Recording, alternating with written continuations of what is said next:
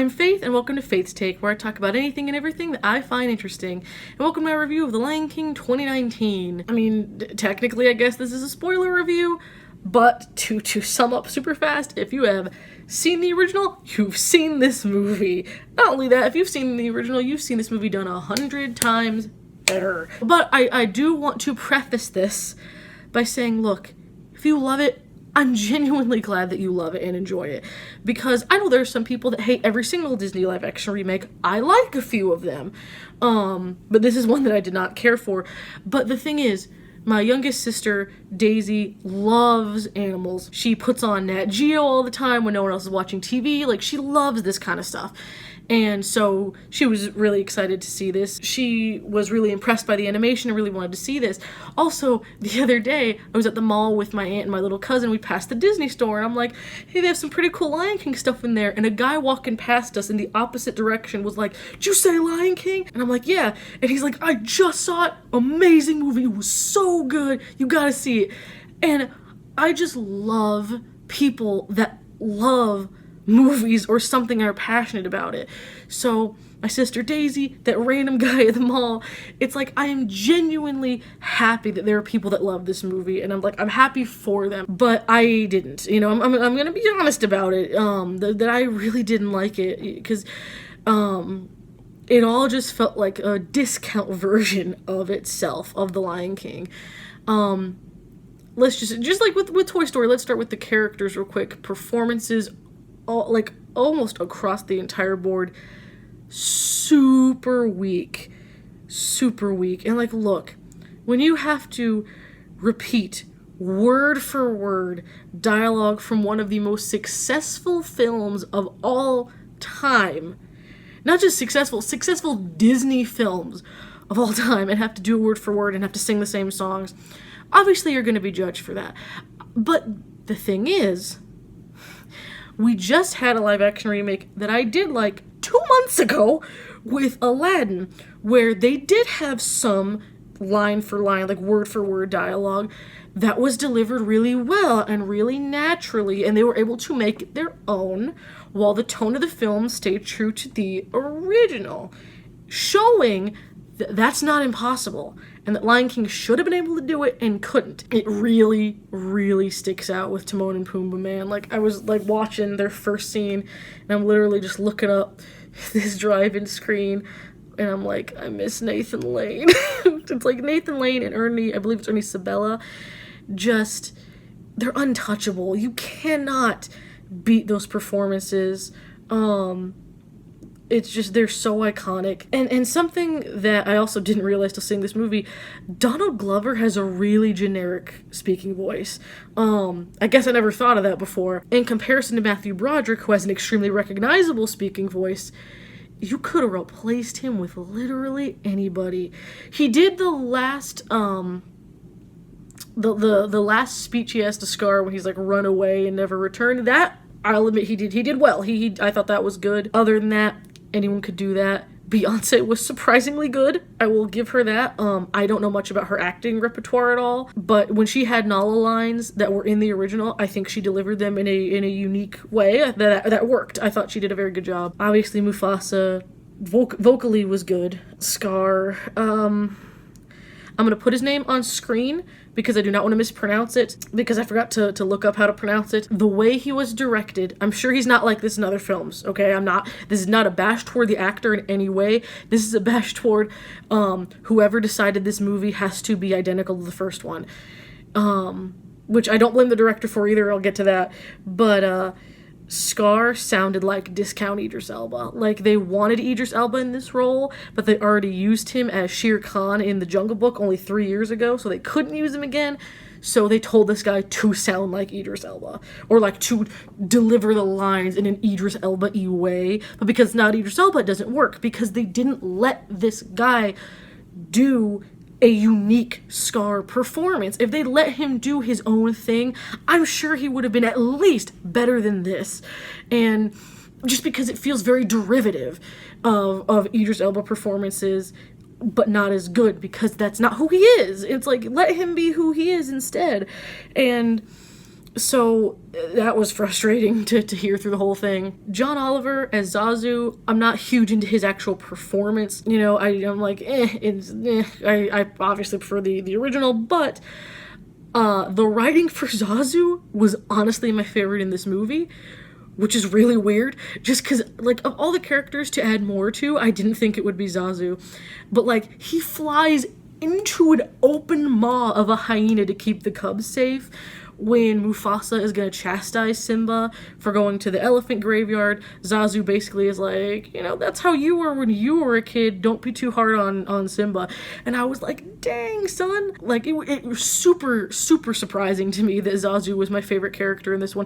A lot like, if you saw my review for Toy Story 4, a lot like Forky, I was totally taken aback. I was like, well, this character is actually decent? Like, it was really weird, in a good way. They kept name dropping Sarabi. They did 2 or 3 times in the first act, and I'm like, oh, is she gonna have any extra scenes in this?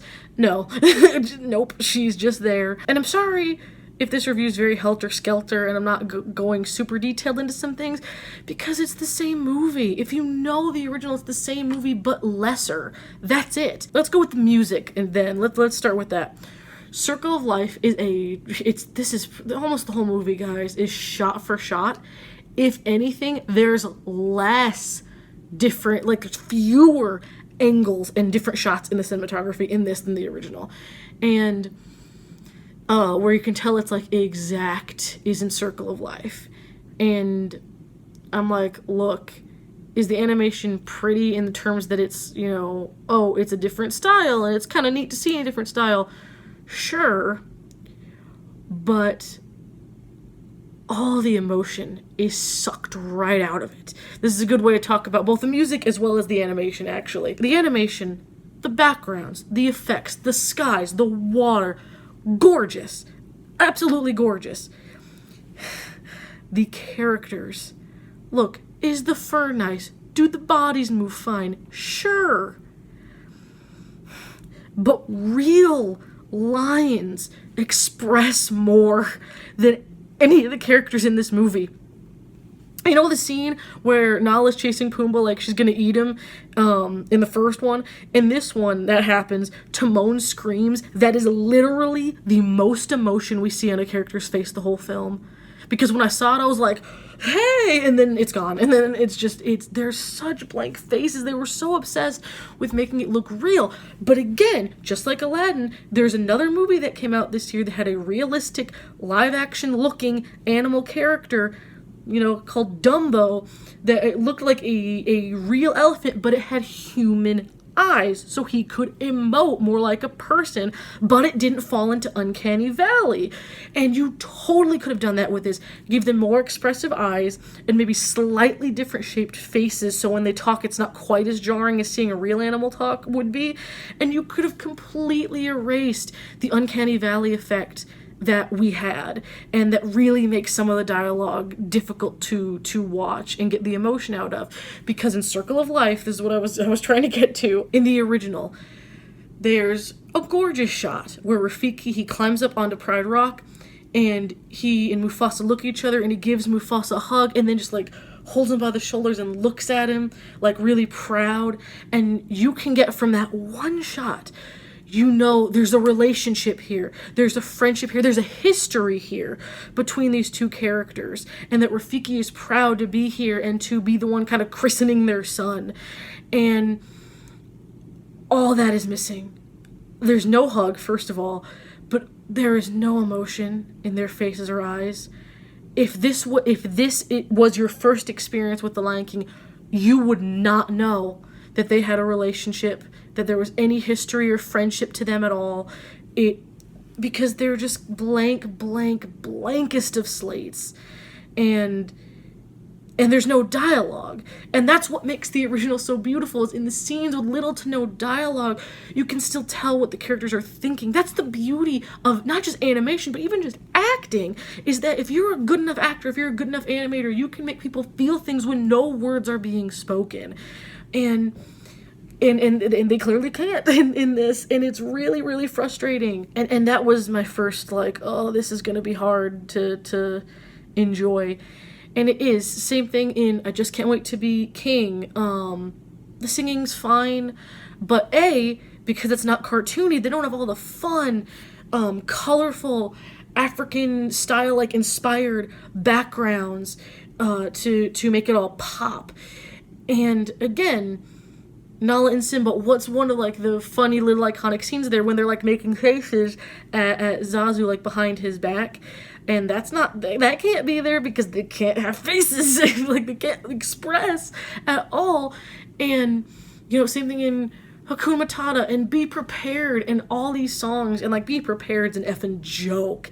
They sing maybe a quarter of the lyrics from the original. Half of them aren't even sung. They're just yelled.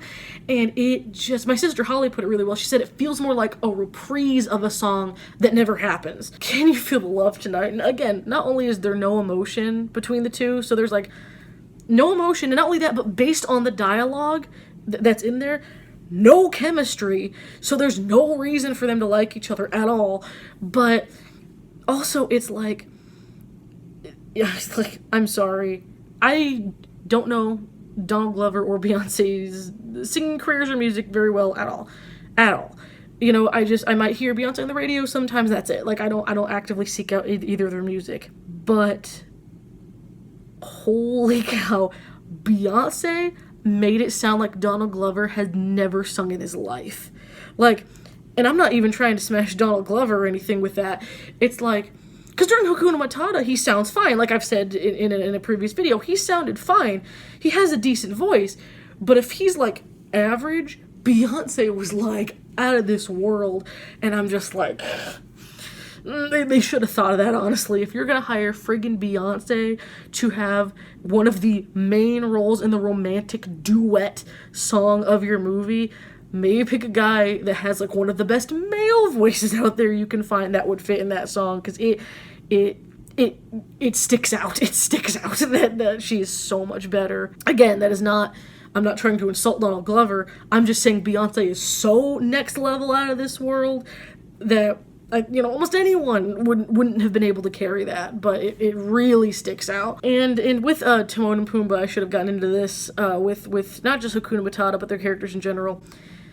Billy Eichner's at least trying to both bring something to Timon and be, like, semi-faithful to Nathan Lane's. Like, you can tell that's what he's trying to do, even though it doesn't work. But I'll give him that. I absolutely give him the credit for that. But Seth Rogen is just, like, so awful and boring, like, so pointless. And he can be good in kids' movies, like in the Kung Fu Panda series and all that. But it's like, it just did not work here. Whether it was him, whether it was the casting director, it was just a terrible choice, I think.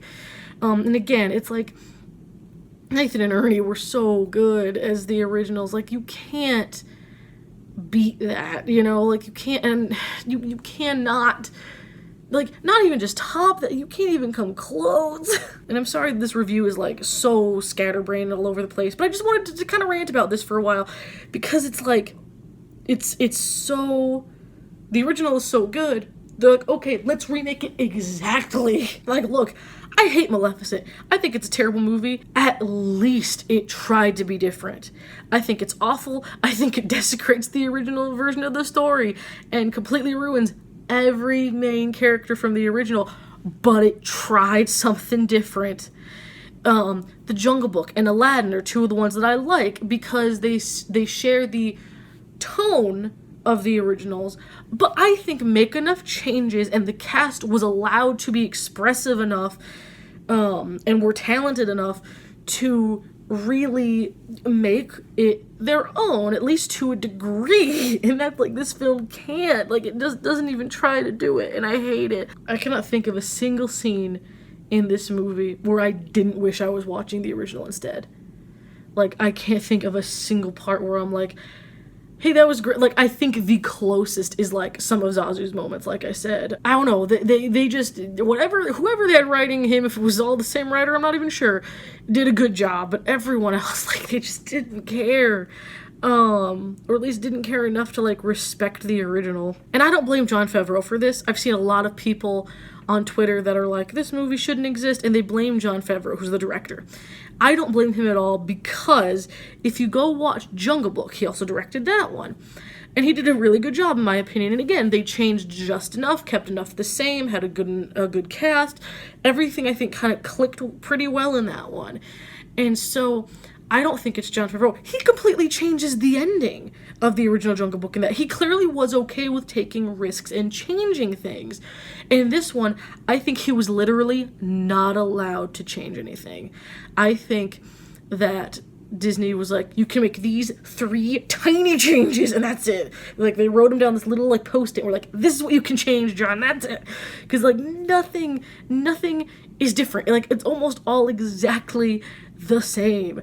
And I think they just told him, this is the way you're gonna do it, and that's the way it is. Again, if you want a movie where the scope and the jungle that you're in is beautiful, you can go see this. If you want a movie that maybe gets your nostalgia going but isn't the original for some reason, you go see this. But I mean, you probably already did. It made so much friggin' money.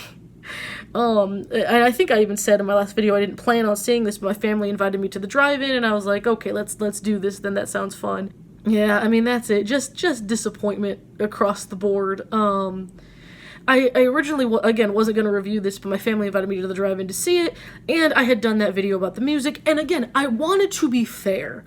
I definitely wanted to be fair, and eat my words about anything, and unfortunately a lot of it did stay the same.